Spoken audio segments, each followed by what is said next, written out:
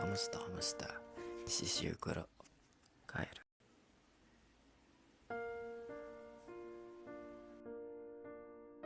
Okay, for today, I want to talk about ako. I want to talk about ako, which means I, myself. Ako is also you. It means oneself. I, ako, A-K-O. I apologize for my voice today. Yes, my voice. My throat.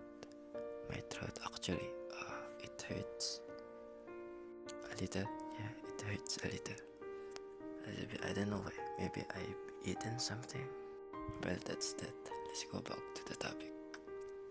You know, last time we put A in the front of Ra, which means araw, right? Do you remember? So today you just need to put A again in the front. Like ko, like K-O, ko. Ako means I.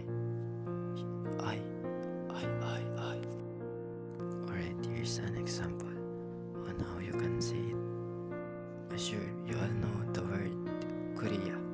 It's a country, right? Korea. Just take the ko from it and then add in the front. Ako. You. Ako means I. If you think about it, it's actually easy, right? It's simple. For example, we can mix ano from the previous topic. You remember ano? Then ako. Ano ako? What am I? I am your guru, teacher, right? Teacher virtually.